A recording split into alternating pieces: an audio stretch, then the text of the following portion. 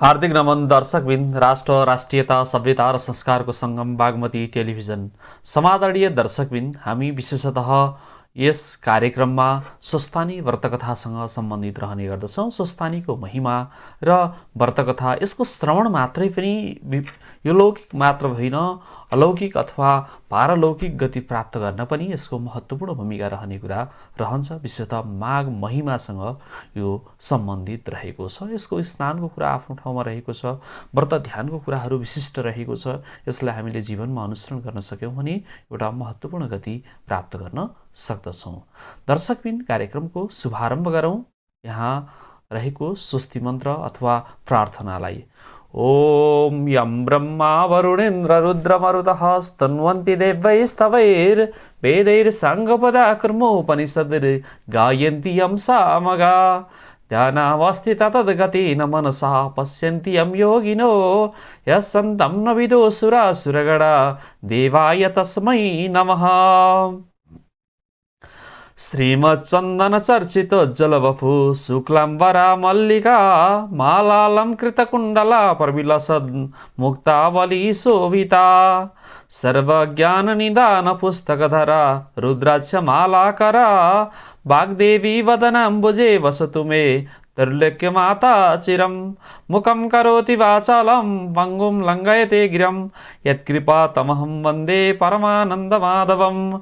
नमो भगवते तस्मै व्यासाय मिततेजसे यस्य प्रसादात् वक्ष्यामि नारायणकथामियं। नारायणं नमस्कृत्यं नरं चैव नरोत्तमं देवीं सरस्वतीं व्यासं ततो जयमुदीरयेत्। दर्शकबिन, चतुर्दशो अध्यायः अथवा चतुर्विंशो अध्यायः आजको कार्यक्रममा हामीले जोड्दछौँ। विशेषतः चतुर्विंशो अध्यायसँग सम्बन्धित रहन्छौँ। यो पनि एउटा विशेष गरेर महिमासँग, माघ महिनासँग सम्बन्धित रहने गर्दछ। यसमा हामीले ध्यानपूर्वक, निष्ठापूर्वक आफूले यस महिमालाई अथवा यसलाई हामीले पाठ गऱ्यौँ, श्रवण गऱ्यौँ भने मात्रै पनि ठुलो मुक्ति प्राप्त हुने कुरा उल्लेख गरिएको छ। चतुर्विंशो अध्याय। कुमारजी आज्ञा गर्नुहुन्छ हे अगस्त मुनि। त्यसपछि गोमा ब्राह्मणी धागाको लरिया लिएर चन्द्रज्योति नगरको बरहीको घर पुगेर मेरो घरमा सप्तऋषि आएका छन्, यो धाउको पान देऊ, तिनलाई खान दिन्छु भनिन्। त्यति गोमाले भनेको सुनेर बरहीले उत्तर दियो, हे गोमा ब्राह्मणी, पान त कति पनि छैन, जो भएको हिजै बेचिसके, नपत्याए हेर भनेर पानको भाँडा उगारेर देखायो। तब भाँडाभरि पान भइरहेको देखि यो के आश्चर्य भयो भनी चिन्ता गरेर भन्यो, हे गोमा ब्राह्मणी, यस भाँडाको पान हिजै बेचिसकेको थिएँ, आज कताबाट आयो? तपाईँले मेरो घरमा सप्तऋषि आएका छन्, उनलाई खाना दिने भन्दा यस्तो भएको हो कि भनी लाज मानी तपाईँ धन्य हुनुहुन्छ, त्यो धागो पनि दिनु पर्दैन, पान लगेर ऋषिहरूलाई खाना दिनुहोस् भनी आधा जति पान, ल्वाङ, सुपारी समेत दियो।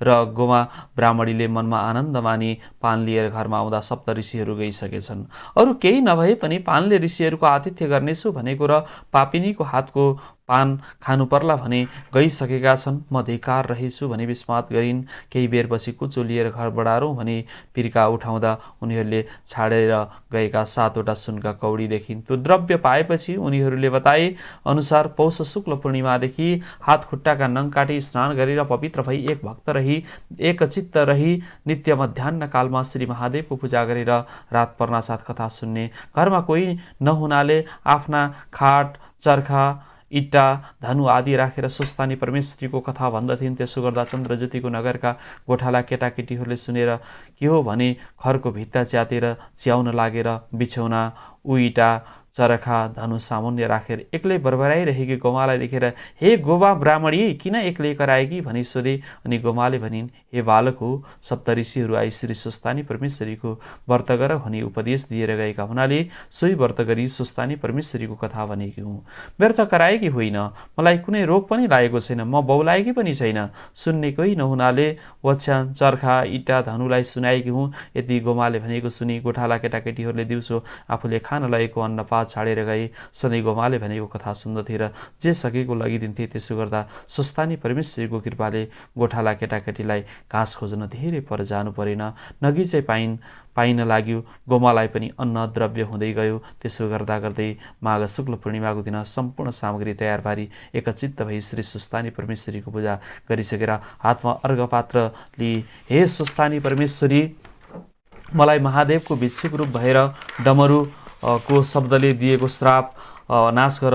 फेरि मेरो पुत्र नवराज र मलाई यस लोकमा सुख सम्पत्ति दिई परलोकमा सायुज्य मुक्ति प्रदान गर। हे जगदीश्वरी, आदि मध्य र अन्त्य नभएकी सृष्टि स्थिति संहार स्वरूप भएकी यस्ती श्री हे सुस्थानी परमेश्वरी, हजुरलाई कोटि कोटि नमस्कार। यसरी महादेवको पनि स्तुति गरी अर्घ दिइन र दण्डवत प्रणाम गरेर प्रसाद जे कि अष्टोत्तरशयमा 8 रोटी 8 अक्षता 8 बेली पुष्प 8 पान 8 गुड्का सुपारी सगुन समेत यो मेरो पुत्र नवराजलाई भनी फरसारिन्। 100 रोटी आफूले फलाहार गरिन् र रात्रिमा जागराम बसिन्। त्यही रातमा स्वस्तानी परमेश्वरीको व्रतको प्रभावले नवराज आइपुगे र बाहिरबाट हे माता भनेर डाके। गोमाले आफ्नो छोरोको बोली चिनेर झट्ट उठी बाहिर आएर ढोका खोली भित्र लगिन् अनि स्नेहपूर्वक सोधिन्, हे पुत्र, तेरा पिताको के खबर छ? अनि नवराजले भने, हे माता, भिक्षा माग्न गएका मेरा पिता गङ्गा तटमा नित्य पूजाको लागि वृक्षमा चढेर फल फूल टिप्न लाग्दा संयोगले रुखको हाँगा भाँची लडेर मरेछन्।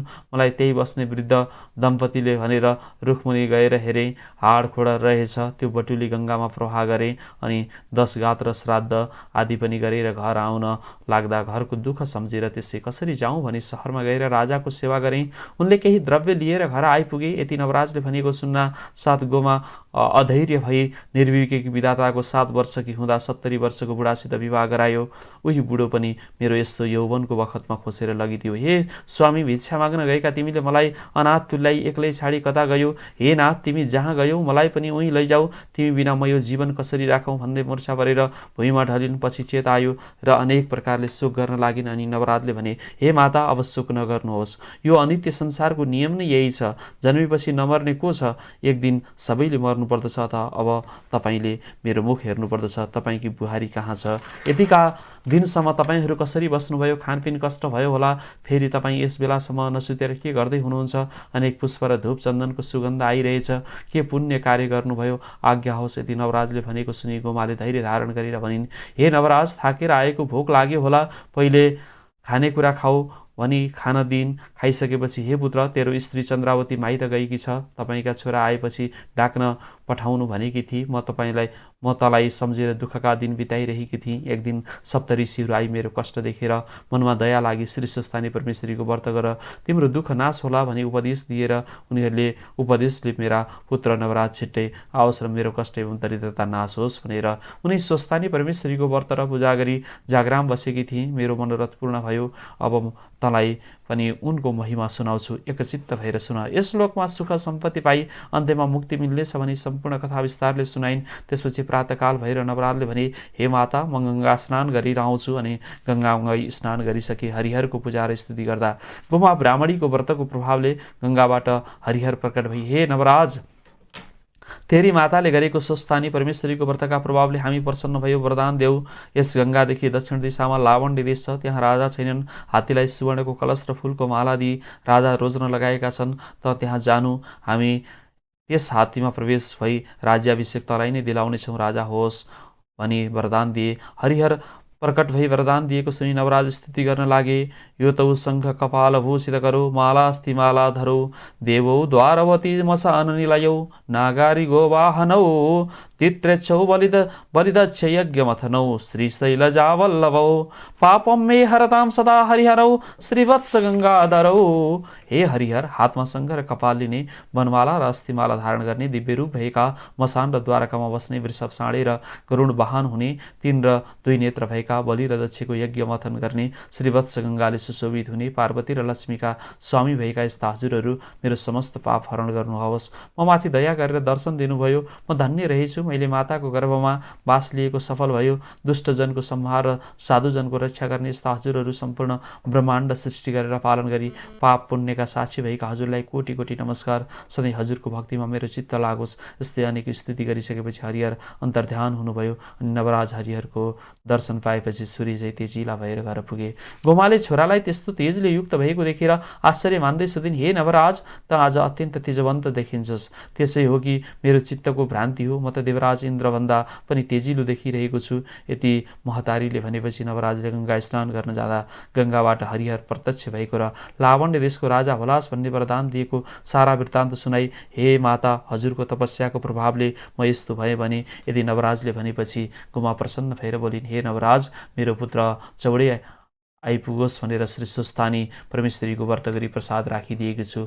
लौ ल्याऊ सुस्तानी परमेश्वरीको सदैव तिम्रो कल्याण गरून्, सधैँ उनकै भक्तिमा चित्त लागिरहोस्, यति भनेर श्री सुस्तानी परमेश्वरीको प्रसाद 8 गनेर राखेको सगुन समेत दिएर, हे पुत्र तिमी हरिहरको आशीर्वादले लावण्य देशको राजा भए भनी आशीर्वाद दिइन्। नवरालले पनि श्री सुस्तानी परमेश्वरीको प्रसाद खाई माताको चरणमा दण्डवत प्रणाम गरी लावण्य देश जान भनी हिँडे। यति श्री स्कन्द पुराणे केदारखण्डे माघ महात्मे कुमार अगस्त संवाद श्री सुस्तानी परमेश्वरी व्रत कथायं गोमा सुस्तानी व्रत कृतवर्णन नाम चतुर्विंशो अध्याय। दर्शकबिन, चतुर्विंशो अध्यायसँग परिचित रह्यौँ। यहाँ विशेष गरेर माघको महिमा साथसाथै सुस्तानीको महिमालाई यहाँ व्यक्त गर्न खोजिएको थियो। हामी अन्तमा छौँ, तसर्थ यसलाई हामीले पुनः स्तुतिलाई जोड्ने प्रयत्न गर्छौँ।